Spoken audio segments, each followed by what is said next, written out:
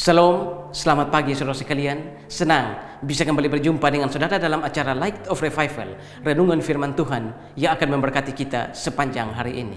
Mari kita melihat ayat kita, Matius 4 ayat yang ke-19.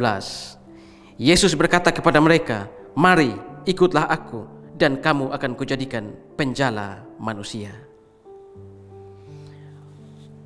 Matius 4, jika kita membaca dari ayat yang ke-18 sampai ayat yang ke-22, maka kita akan tahu bahwa cerita atau narasi ini adalah ketika Tuhan Yesus memanggil murid-murid yang pertama. Ketika Yesus ada di pantai Danau Genesaret, dia melihat orang-orang yang sedang membereskan jala, orang-orang yang sedang menangkap ikan. Dia lalu memanggil mereka seperti ayat kita tadi, "Mari, ikutlah aku, kamu akan kujadikan penjala manusia." Saudara-saudara, Yesus ketika memilih murid-murid yang pertama, dia memilih orang-orang kecil, orang-orang yang tidak berarti, para nelayan, orang-orang bodoh, orang-orang yang mungkin dianggap oleh dunia orang yang tidak berarti, orang-orang yang secara dunia menganggap mereka sebagai orang-orang yang terpinggirkan, orang-orang yang jauh dari kata berpendidikan. Tetapi saudara-saudara, orang-orang seperti ini, orang-orang bodoh, orang-orang yang tidak berdaya, orang-orang yang tidak dianggap oleh dunia ini, justru dipanggil oleh Yesus untuk menjadi muridnya.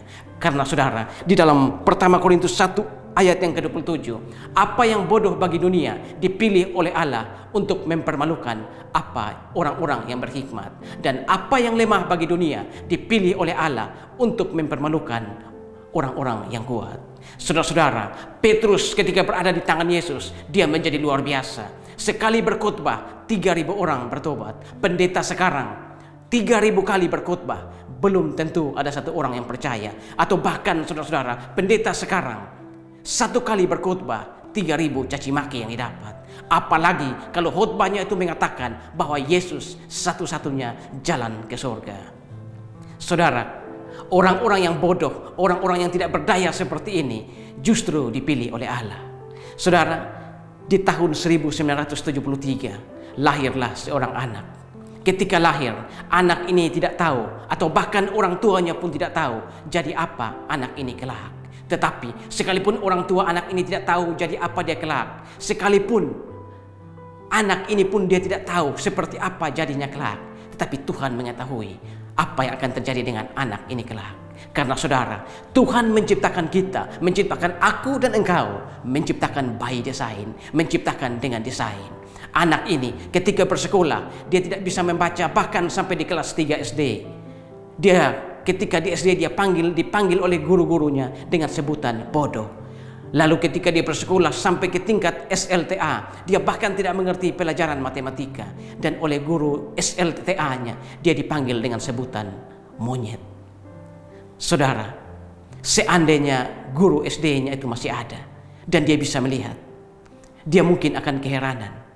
Bagaimana mungkin si bodoh ini bisa dipakai oleh Tuhan? Kalau guru SLTA-nya itu masih ada, mungkin guru SLTA-nya juga akan kebingungan dan keheranan. Bagaimana mungkin si monyet ini bisa dipakai oleh Allah, bisa dipakai oleh Tuhan sebagai alat kemuliaan. Tetapi saudara-saudara, itulah Tuhan. Tuhan bukan manusia. Di dalam pertama Samuel 16 ayat yang ke-7, bukan yang dilihat manusia, yang dilihat Tuhan. Manusia melihat apa yang ada di depan mata, tapi Tuhan melihat hati. Karena itu saudara-saudara, kalau Tuhan memanggilmu untuk melayani dia, kalau Tuhan memanggilmu untuk menjadi alat kemuliaannya, kalau Tuhan memanggilmu untuk menjadi alat pelayanannya, jangan beralasan engkau bodoh, jangan beralasan engkau tidak mampu, jangan beralasan bahwa engkau terpinggirkan oleh dunia. Engkau mungkin tidak dianggap oleh dunia, engkau mungkin tidak dihargai oleh dunia, tapi di hadapan Tuhan engkau berharga dan engkau akan diterima walaupun engkau ditolak oleh dunia. Karena itu saudara, pagi hari ini, kalau Tuhan memanggilmu untuk melayani dia, layanilah dia dengan apa yang ada padamu. Sekalipun engkau mungkin orang bodoh, orang terpinggirkan, orang yang tidak dihargai, tapi di hadapan Tuhan engkau akan dihargai. Bukan yang dilihat manusia, yang dilihat Allah. Manusia melihat apa yang ada di depan mata, tapi Tuhan melihat hati. Amin. Tuhan, terima kasih untuk firman pagi hari ini. Kami belajar satu bagian dari firman. ketika engkau memanggil murid-muridmu. Ketika Tuhan Yesus memanggil murid-murid yang pertama, dia memanggil orang-orang yang bodoh. Tetapi orang-orang bodoh itu menjadi luar biasa ketika ada di tangan. Terima kasih Tuhan. Amin. Saudara, jadikanlah firman Tuhan sebagai pelita dan terang di sepanjang jalan hidup kita. Tuhan memberkati kita semua.